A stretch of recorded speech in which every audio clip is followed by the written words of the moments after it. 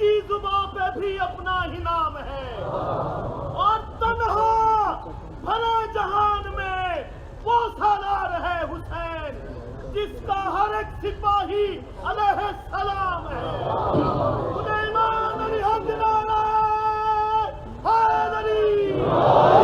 اعوذ باللہ السمیع العلیم من الشیطان اللعین الرجیم، بسم اللہ الرحمن الرحیم، الحمد للہ المعروف من غیر رؤیت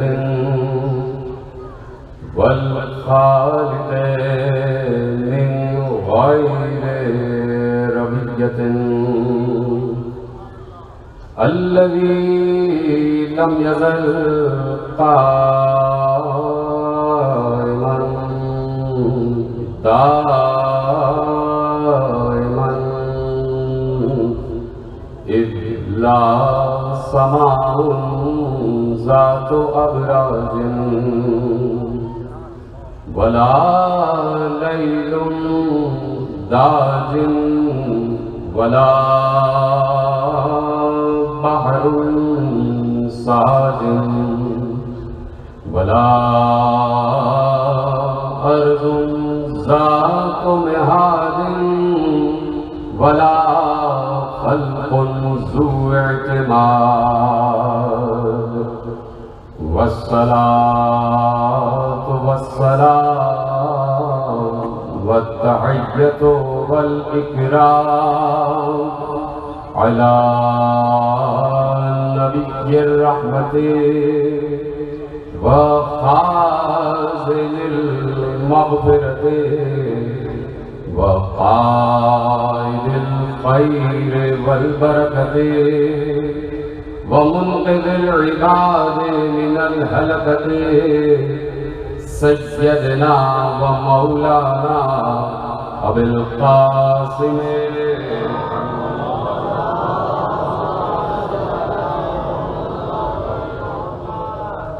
وأهل بيته الطيبين الطاهرين المعصومين المظلومين المنتخبين المنتجبين، الذين أذهب الله عنهم الرجس وطهرهم تطہیرا۔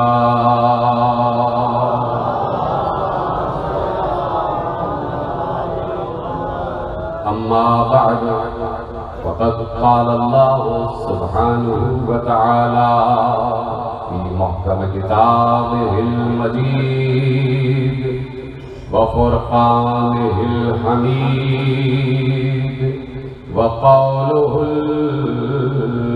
الحق، بسم اللہ الرحمن الرحیم، یعرفون نعمت اللہ ثم ینکرونہا واکثرہم الکافرون۔ صلوات پڑھ محمد۔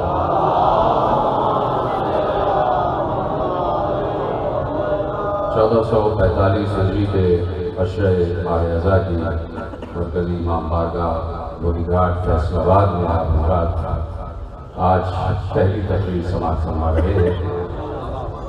یہاں کی تقاریر کا جو عنوان معین کیا گیا ہے وہ ہے وسائل معرفت۔ وسائل معرفت پر ہم انشاءاللہ آپ سے کچھ حاصل کریں گے، اور انہی امور پر بات ہوگی کہ معرفت کیوں ضروری ہے، عرفان کیوں ضروری ہے، شناخت کیوں ضروری ہے، پہچاننا کیوں ضروری ہے۔ اور یہ جس فرش ادا پر ہمارا آپ اس وقت بیٹھے ہوئے ہیں، یہ فرش ادا سب سے بڑا وسیلہ معرفت ہے، سب سے بڑا وسیلہ معرفت یہ فرش ادا ہے۔ اور میں یقیناً یہ بات کہنے میں حق بجانب ہوں کہ جہاں جہاں بھی حق پسندی ہے، اور جہاں جہاں بھی حق کی طرف سفر ہے، 1400 برس سے ہم یہی دیکھ رہے ہیں، جو بھی حق کی طرف آیا وہ دو ہی شخصیات سے متاثر ہو کر آیا، یا تو حسین سے یا مادر حسین سے۔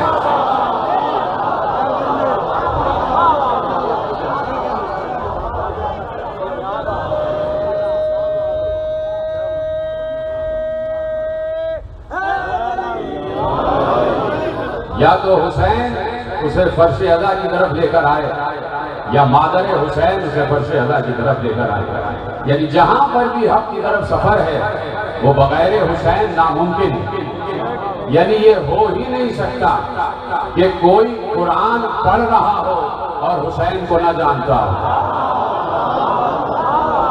کوئی قرآن پڑھے اور حسین کو نہ جانے۔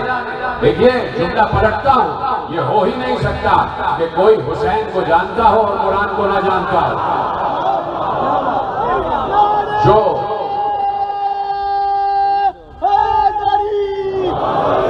جو شناسائے حسین ہے، جو عارف حسین ہے، وہی عارف قرآن ہے۔ جو حسین کی قدر جانتا ہے وہی قرآن کی قدر جانتا ہے، جو حسین کا ادب جانتا ہے وہی قرآن کا ادب جانتا ہے، جو حسین کی تفسیر جانتا ہے وہی قرآن کی تفسیر جانتا ہے۔ یہی ایک جملہ مسلم ابن عقیل نے جب کوفے میں داخل ہوئے اور ایک خطبہ دیا ہے تو مسلم کے بڑے خطبے میں سے ایک جملہ ہے جو آپ کے حوالے کرتا ہوں، اور انہوں نے کہا کہ فَاقِلُوا یا اہل الکوفہ، اے اہل کوفہ ذرا عقل سے کام لو، اترکتم ابا عبداللہ، تم اس ابا عبداللہ کو چھوڑ رہے ہو جو تفسیر کتاب ہے، جو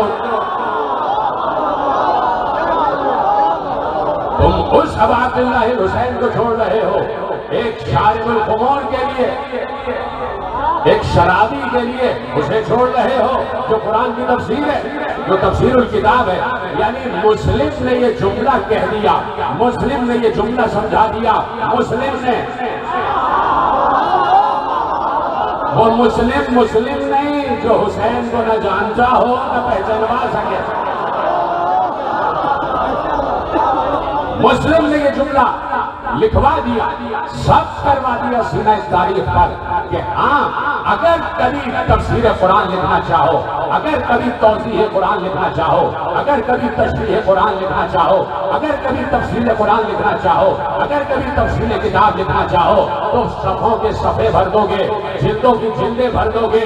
کہیں کسی نے 30 جلدوں میں تفسیر قرآن لکھی، کہیں کسی نے 50 جلدوں میں تفسیر قرآن لکھی، کہیں کسی نے 10 جلدوں میں تفسیر قرآن لکھی، کہیں کسی نے 15 جلدوں میں تفسیر قرآن لکھی، کہیں 10 جلدوں میں لکھی جا رہی ہے، کہیں 15 جلدوں میں لکھی جا رہی ہے، کہیں 20 جلدوں میں لکھی جا رہی ہے، کہیں 30 جلدوں میں لکھی جا رہی ہے۔ وہ سب کا سب صحیح ہے، سب کی محنتوں کو سلام، سب کی محنتوں کا احترام، سب کی محنتوں کا ادب، لیکن سب کی محنتیں ایک طرف اور مسلم کا جملہ ایک طرف کہ لکھ دو 30 جلدیں تفسیر قرآن میں، وہ 30 جلدیں ایک طرف اور تفسیر کا ایک جملہ ایک طرف،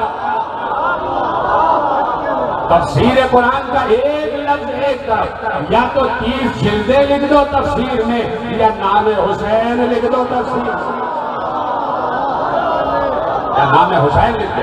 مجھے بتاؤ کہ گیا ہے یہ جو قافلہ کربلا کی طرف، اس میں ایک ایک شخص مفسر قرآن تھا، بڑی آسانی سنا آپ نے جملہ، ایک ایک شخص جسے حسین چن کر لائے تھے، سب مفسر قرآن تھے، اس لیے کہ سب حسین کو جانتے تھے۔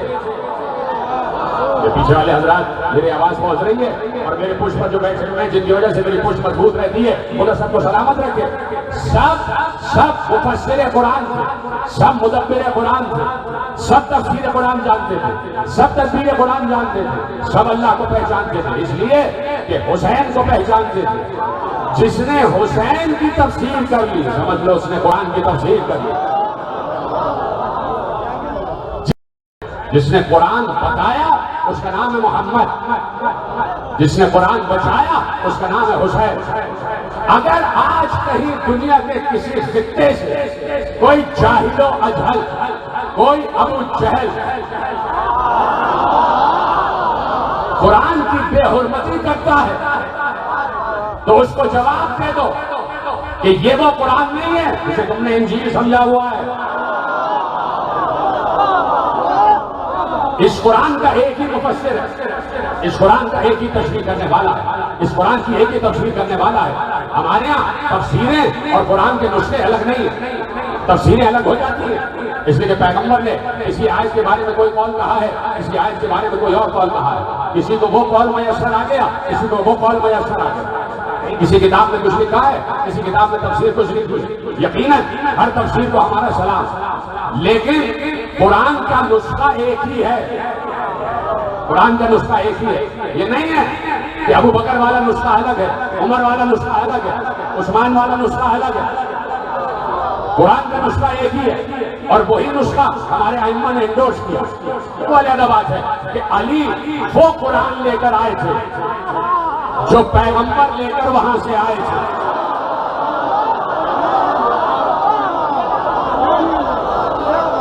علی تنزیل و ترتیب کے اعتبار سے وہی قرآن لے کر آئے تھے, وہی امت کو قرآن دے رہے تھے کہ جو اپنی اصل صورت کے ساتھ نازل ہوا تھا. لیکن دور عثمان, حضرت عثمان رضی اللہ تعالیٰ عنہ کے دور میں وہ قرآن جمع کیا گیا, اور اس کے بعد وہ قرآن ہمارے سامنے آ گیا, اور پھر ہر امام نے کہا کہ قرآن بالکل صحیح ہے, اس میں کوئی اختلاف نہیں ہے, اس میں کوئی اختلاف نہیں ہے. ہاں, ترتیب کے اعتبار سے یہ قرآن ویسا نہیں ہے جیسے تنزیل کے اعتبار سے اترا تھا.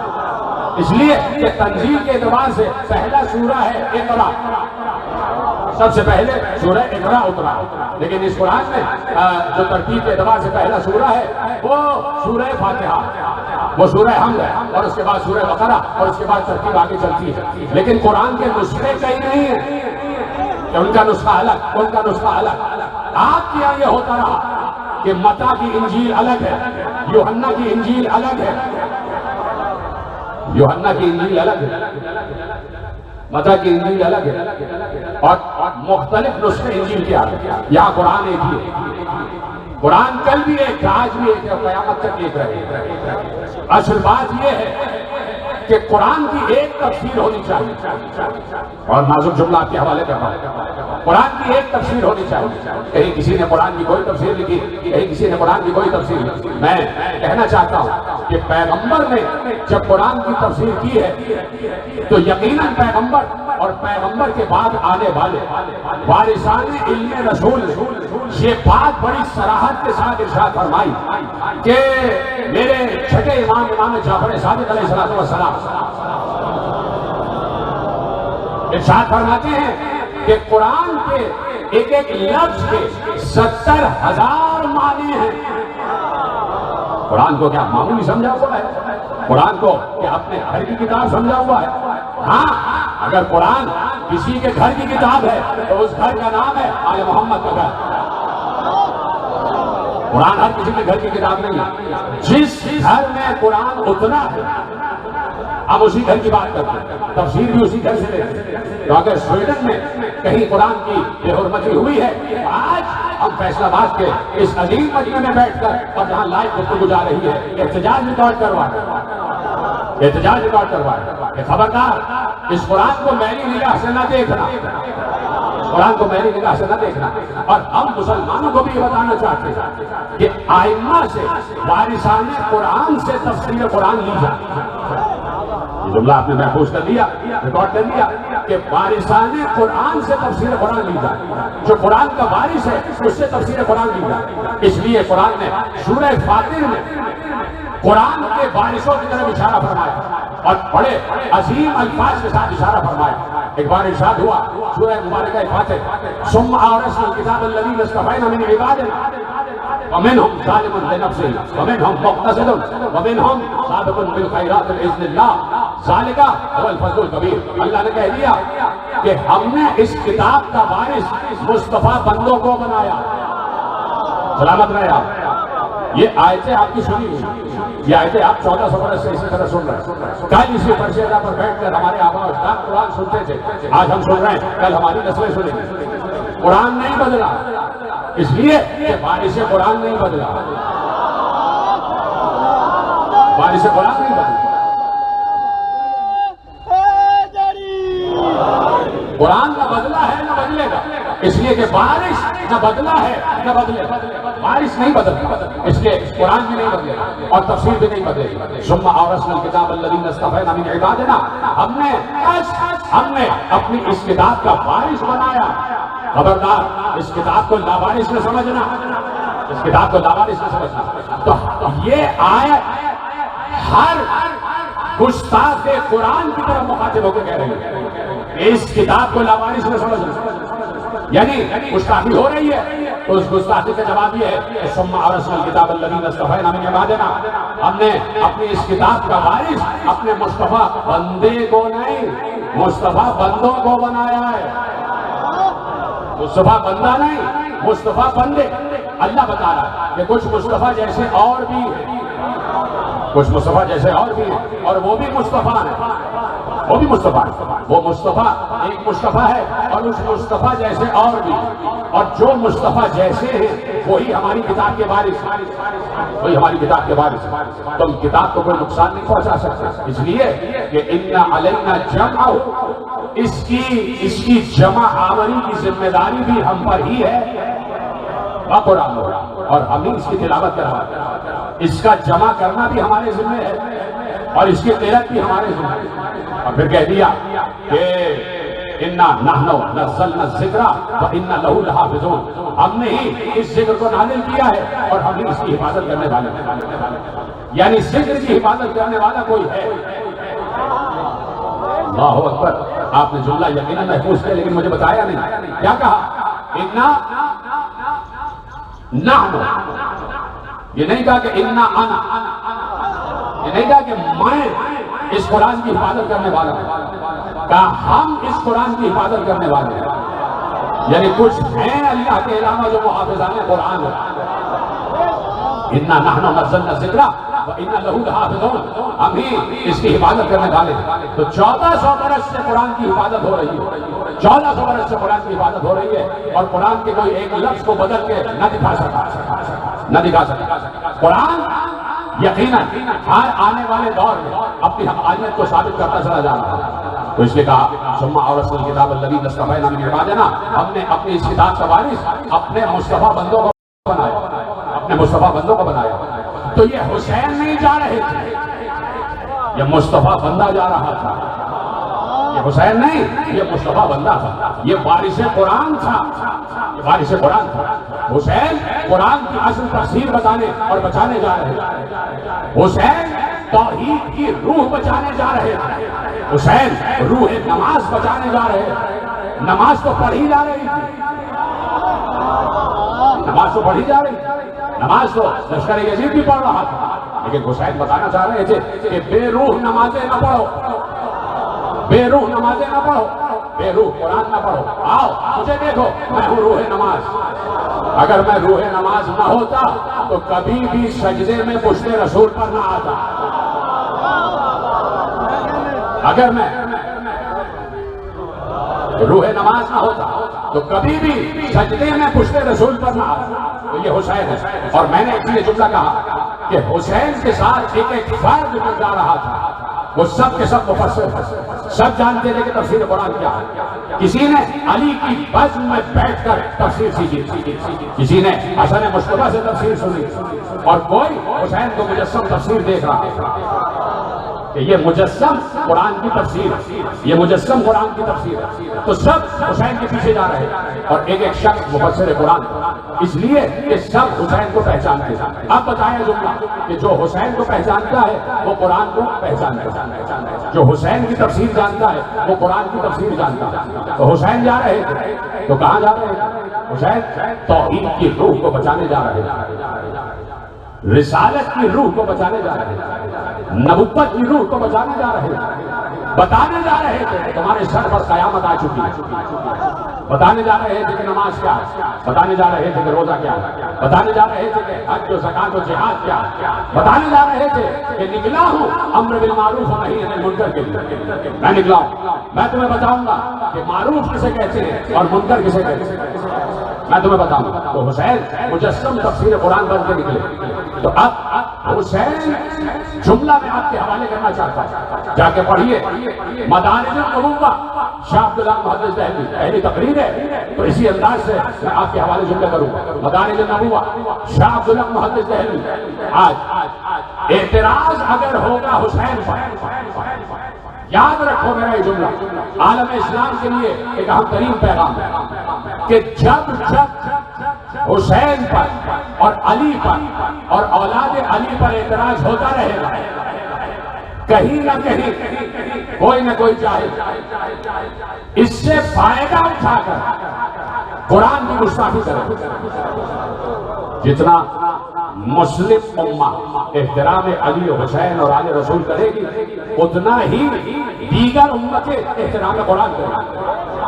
آپ جب وارث قرآن کو ہلکا بنا دیں گے،